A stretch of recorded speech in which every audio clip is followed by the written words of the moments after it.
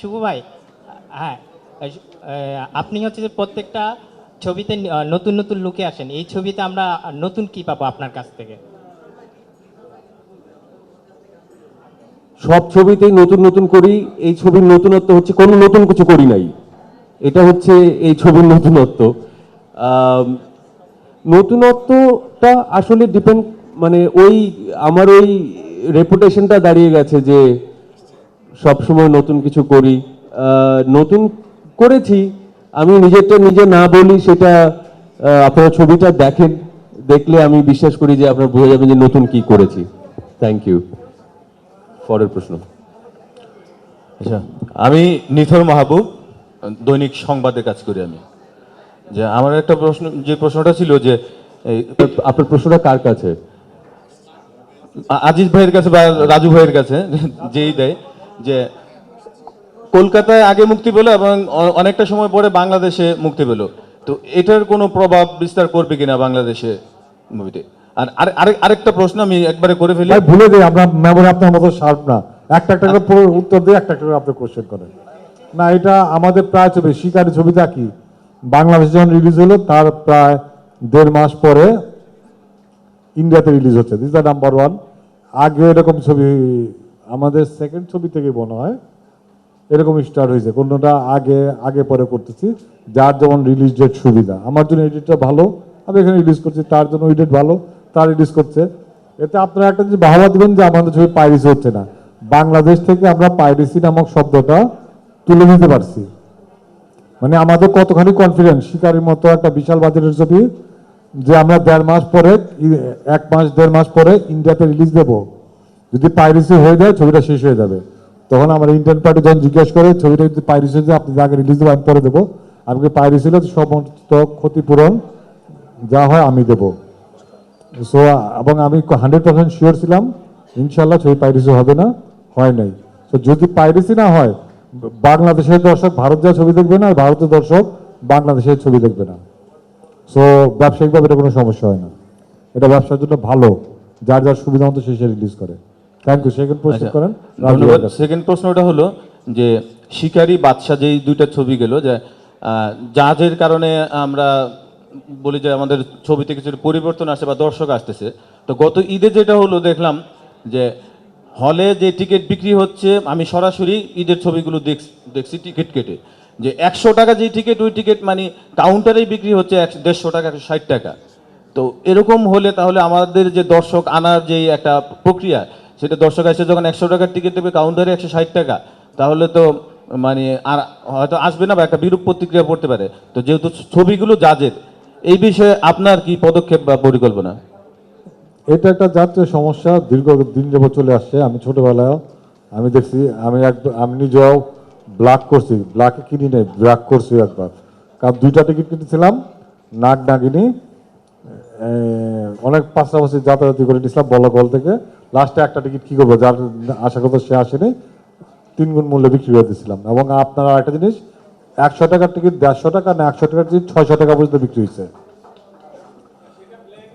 ব্ল্যাকে হয়েছে, সেটা ব্ল্যাকে হয়েছে। এই কোশ্চেনটা আসলে এখানে হল মালিক অনেকেই আছে, তাদের কাছে করা উচিত। এবং এর সাথে ব্ল্যাক কারা জড়িত আমার জানার মতো কিছু হল মালিকও জড়িত, হল মালিক নিজেরও ব্ল্যাক করে। সো এটাই মানুষকে চেঞ্জ করা উচিত। যদি চেঞ্জ না করে তাহলে চলচ্চিত্রের, আমি নাম জানি, সামনে এখানে বসে আছে, তাদের নামটা বলতেছি না, সবার সামনে লজ্জা পাবে। আমি, আপনারা জানেন আমি ঠোঁট কাটা টাইপের, সবার সামনে সব কিছু বলে ফেলি, দেখে আজকে বললাম না। সো ভবিষ্যতে আপনারা ব্ল্যাক করবেন না। আর এটা খুব বড় একটা সমস্যা।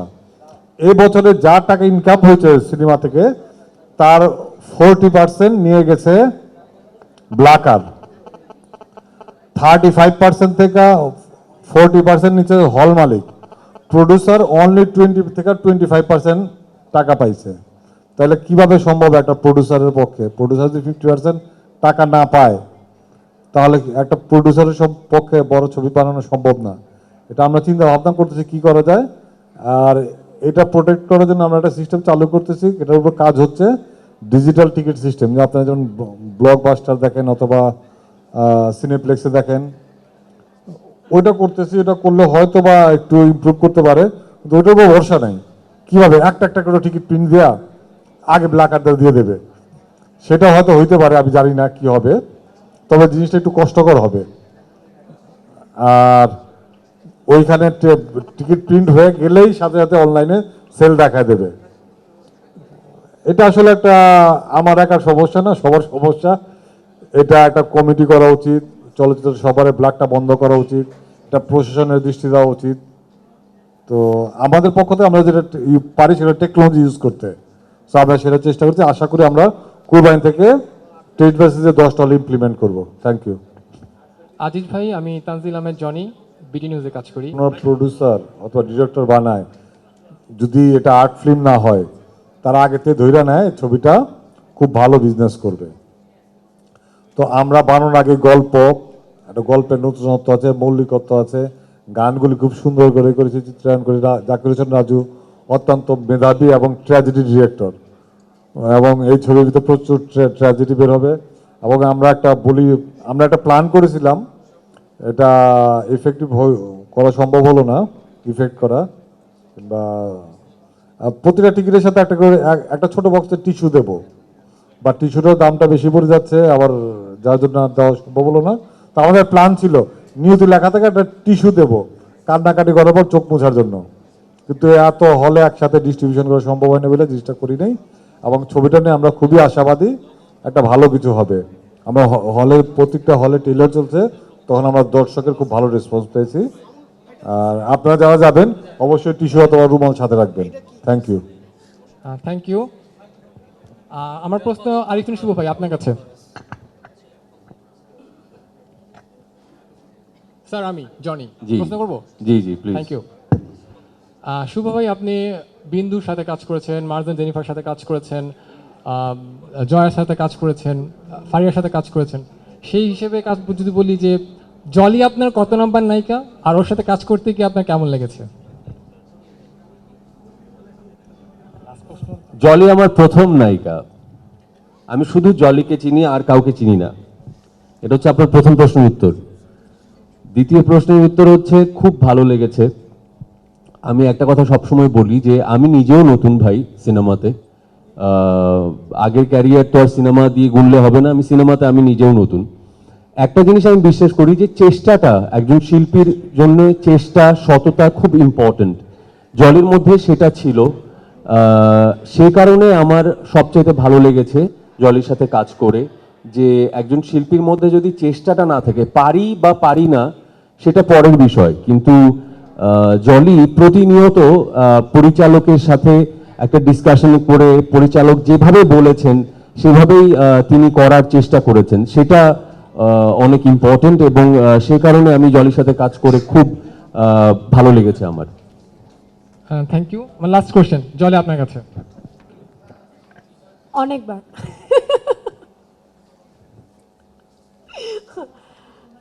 কি বলবো যে ফার্স্ট যখন জানতে পারি শুভ ভাইয়া ছিল আমার কো আর্টিস্ট, আমি খুব ভয় পাই। বাট যখন কাজ করলাম, ফার্স্ট শট যখন ছিল, আস্তে আস্তে যখন কাজ করছি, সিরিয়াসলি একটা সেকেন্ডের জন্য ভাবিনি যে সে এত বড় একজন সিনিয়র আর্টিস্ট আমার কো আর্টিস্ট হিসেবে কাজ করছে। বাট সব কিছু মিলিয়ে যে সে আমাকে, মানে আমি যে এই জিনিসটি মনে হচ্ছিল যে আমি অনেকগুলো রিটেক দিতে হতো, বিকজ অফ আমি একদম নিউ। আমার মন খারাপ থাকতো যে হয়তো ওনার শুভ ভাইয়ের বিরক্ত লাগছে, কিছু বলতে পারছে না। বাট না, আমার মন খারাপ থাকলে সে আমাকে বলতো যে জলি, প্রবলেম নেই, আমরা আবার করব, এবার দেখবি ঠিক হয়ে যাবে। এই যে যে সাপোর্টটা দেওয়া, এটাই আমি মনে করি যে এটা আমার জন্য অনেক কিছু। দেন আমার খুব ভালো লেগেছে শুভ ভাইয়ের সাথে কাজ করে, খুব। Thank you. আপনার প্রশ্নের উত্তরের সাথে একটা জিনিস অ্যাড করতে চাই। রাজু স্যারের সেটে কাজ করার আরেকটা বিষয় হচ্ছে যে হিরোর থেকে বেশি স্যারের প্রেমে পড়ে যায় নায়িকারা। এটা নিয়তি করতে গিয়েও দেখেছি, এবং এখন প্রেমী করছি, সেখানেও দেখছি যে হিরোইন আমার থেকে কম স্যারের সাথে বেশি সময় কাটাচ্ছে। তো কি আর বলবো, আসলে লেডি কিলার মানে এখন জানি না, মানে ব্যক্তিত্বের প্রেমে যে মেয়েরা পড়ে এটা শুনেছি, এবার দেখছি আর কি। জি, থ্যাংক ইউ। এখন ভাই এর পরে আর কি বলবো, আমার হাইট দেখেছেন আপনি, আমার হাইটও দেখেন আর পাশের মানুষের হাইটও দেখেন। এখন আমার প্রেমে না পড়ে স্যারের প্রেমে পড়ে যাচ্ছে, এটা তো আসলে এটা মানতে কষ্ট হয়, কিন্তু মানতে হয় যেহেতু ডিরেক্টর।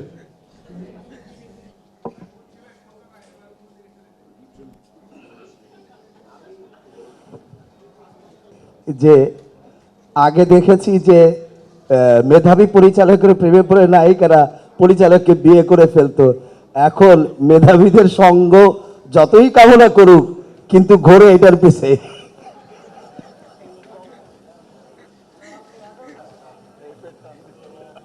আচ্ছা, যাই হোক, আর কারো কোনো প্রশ্ন? তাহলে আমরা কি এই যে আপনাদের সঙ্গে মিট করলাম, ডিনারে চলে যাই, কি বলেন সবাই? হ্যালো,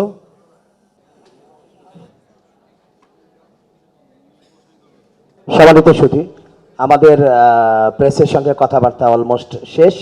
এখন একেবারেই সংক্ষেপে দু চারটা কথা বলে